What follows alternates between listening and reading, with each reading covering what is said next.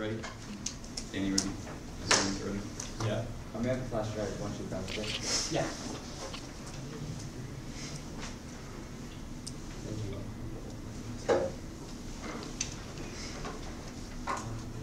First off is the overview of these link turns that we're about to have. First off, we're the only instance in this round that a policy action is actually reducing the ethnocentric paternalism. That comes straight from Mark Kosovich et al. 01 evidence that they completely concede because they just want to talk about their feminism international relations critique. This is a type of policy that takes into account this critique and actually reduces the overall amount of patriarchy within the status quo. Then take this into account when you're evaluating the perm. That means that we can do both. We can take action to actually reduce these things through policy. And then two, because we are linked turn the case, the links to the case do not function as disadds to the permutation. All of these permutations become purely offensive. First off is the ocular centrism turn. Perm, the United States federal government should remove all economic sanctions against Cuba and examine politics with a gendered perspective. Next is the dissad to the alt, which is that also functions as a net benefit to the alternative. The ocular centrism the alt engages in organizes our understanding of knowledge and truth. This is Kavan 4. We can characterize Western culture as an ocular centrism paradigm, but based on its vision-generated, vision-centered interpretation of knowledge, truth, and reality. The alt says, and next the alt says we need to view the world through the lens which structures, and that we can't blindly follow things. They're just riddled with all these versions of ableism, and that guts all their solvency. Only the perm can incorporate new possibilities to overcome this. Olson and Worsham 99. We have shattered the whole lens. We have to shatter the paradigm of the lens, the ocular centrism by which we understand knowledge. As ocular centrism metaphor misses the way in which the other metaphors can of knowledge can operate. We have to create a sting of metaphors that can give us a different interdimensional possibility into the terrain of knowledge, politics, and culture. And the alt discursively excludes blind bodies. The permutation is able to create new language that can question gender without engaging in ocular centrism. This is Kachka 13. Ideology is no longer connected to distortion in vision, but to distortion in language. Blindness is constituted with discursive reach that assign it with specific values. Vision is typically identified with the knowledge. Blindness is often equated with a lack. In order to counter ocular centrism, more discursive events must take place so that the alternative regime can be generated. Many people often don't think that the exclusionary impacts of these words towards the blind community. And ableism is the root cause of several forms of domination, including sexism and racism. There are types of ableism that turns the critique. Sexism is partly, this is our Wilbring 2008. Sexism is partly driven by a form of ableism that favors certain abilities and labeling of women as not having those certain necessary abilities is used to justify sexism and dominance of bodies, and males over females. Racism and ethnicity are partly driven by forms of ableism. The ableist judgment relative to cognitive ability continues justifying racist arguments. Casteism is based on the notion that socially defined groups of people have inherent qualities that assign them to social discipline, making them good fit specific duties and occupations. And next is on to the, again, they specifically talk about this in their alternative that they ask you to endorse, and then they talk about how being blind is bad, and they literally will tell you, like, being blind itself is not bad, but their ableist metaphors kind of tell you otherwise. Next is the political vacuum turn. Perm, the United States federal government should remove economic sanctions against Cuba by examining economics with a gendered perspective. This solves best because the alt alone fails. Combining it with practical problem solving is best. Overcoming the failings of both. This is Keohane in 98. Resting on a utopian view of the human potential without analysis, it constitutes merely the opinion of a number of people. The issue is not problem-solving. The early critical theory, a convenient device for discarding work, a narrow problem-solving work. Often ignores the most important casual factors. However, the most critical, a perspective of the more difficult is to do a comparative empirical analysis. And we need to change the material conditions of the world, not just discuss these issues in academic debate. The best thing that we can do is engage in policy that can actually make a change in the world. We even saw this in Bill Clinton's administration when he had all these scandals come up. People still liked him because he was able to actually still push for like women's rights and feminist groups through policy advocacy, because that was the change that they needed, not just a discussion that wasn't going to actually solve anything. And only the perm solves criticism without any affirmative political component will be co-opted. Best in Kellner 1. The limitations of micropolitics and local struggles, key sources of power and oppression are the biggest targets, taking on major targets and involving coalition and multi-front struggle requiring a political alliance that cuts across identification, attains significance only within the struggle of transformation of society. Politics remain confined to the margins, are in danger of degenerating, or they pose no danger, are immediately co-opted. We need to combine perspectives without a positive political vision. Merely citing the negative might lead to apathy that benefits the existing order, and rejecting security, traditional security analysis guarantees the sector will be dominated by the most conservative policymakers. Gunson 1. A danger in focusing on the state is building the illusion that the state have impenetrable walls, but the state's concept should be that there is no need of such an illusion. Attention of gender setting draws attention away from the important issue that we need to work more closely on. More closely, if we want to contribute to better understanding of security as it is, that requires more consistent interest in security policy and making, not just the development of alternative policy. Alternative policies are likely to fail grandly on the political arena. Crucial decisions may be made in the traditional sector of security policy making, unheeded by any but the most uncritical minds. And next is the intersectionality term.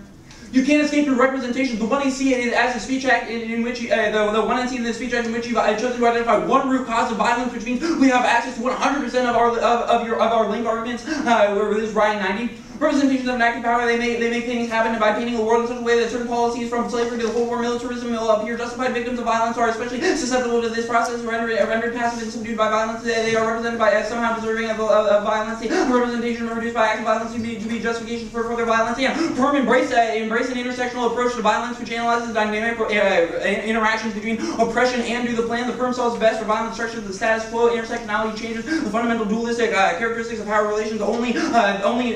The only way to understand the nature of violence is Tigard.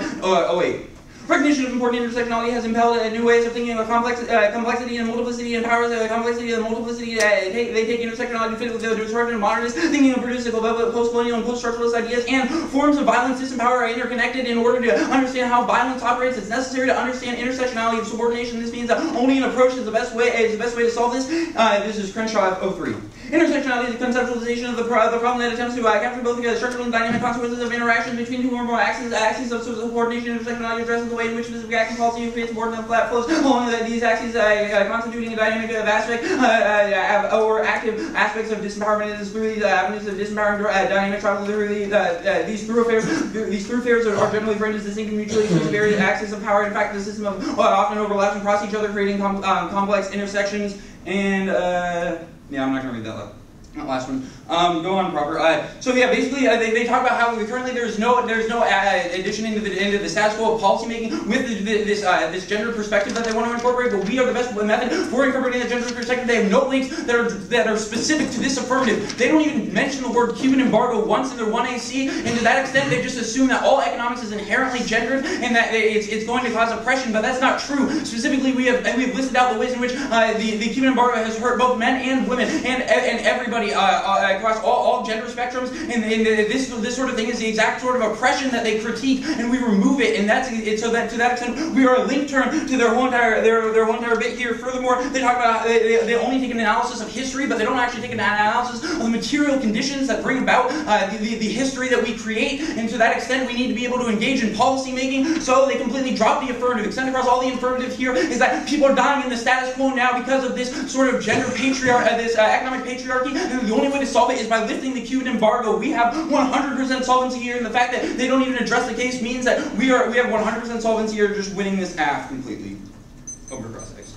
Alright, cool. So you didn't read essentially. Okay, yeah. So I guess we'll just start first in the link, or actually, you know what? We'll start with like the whole blind thing.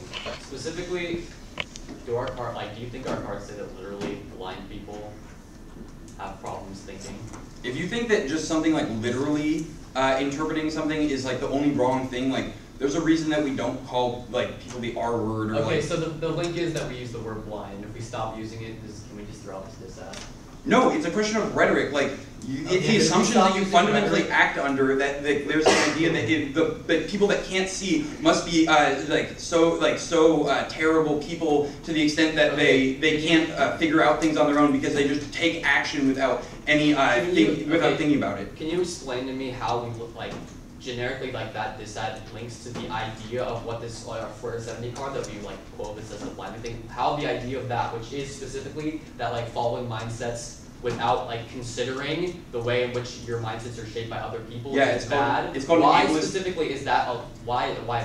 It's called an ableist metaphor. It's essentially trivializing like the ability of some people and saying that those people that have that sort of thing is bad. Like just like it's bad to follow without thinking the Nazis, as you said in Cross X. And you're essentially saying like these sort of people, these people that have this ability would essentially have followed the Nazis without thinking about it. Okay. Like that's literally what your metaphor is translating to. It's a metaphor. Yeah, that means that your discourse is inherently flawed. Okay, yeah, cool. Let's move on to intersectionality. Specifically, can you describe to me what the philosophical term within feminism of intersectionality means? You want to repeat your question in another way? What does the term intersectionality mean within the realm of feminism? It means that you're not just considering. Well, first off, in cross-sex, we got you to start talking about how like it's always the men oppressing the women. But no, we didn't say that. But sorry, you did because we made sure that you would say that. So basically, what happened was you ended up talking about how these men are going to be oppressing these women, but it completely ignores the fact that there are some men that don't necessarily conform to like the gender norm of masculinity, and then it's not just men and women because some people identify differently. Can we throw this out if like we literally like read cards from men in our one end? If you read cards from men, okay, no, that goes actually back to the whole ableist thing. The first card we read on this ableism, which is that, the last card we read on ableism, which is, third card. The fact that your discourse matters. Like, you can't just sever out of your discourse. You can't just, like, say the N-word and be like, JK, we're just going to drop that. Okay, great. So why is state action uniquely, like, necessary for us to question, like, patriarchy or do the all? Can you just describe it? I'm sorry, can you repeat your question? Why specifically? State action, because otherwise we're not engaging in political processes, which means that those political processes get filled in with people who aren't thinking through a gendered lens, and that means we just have more bad policy.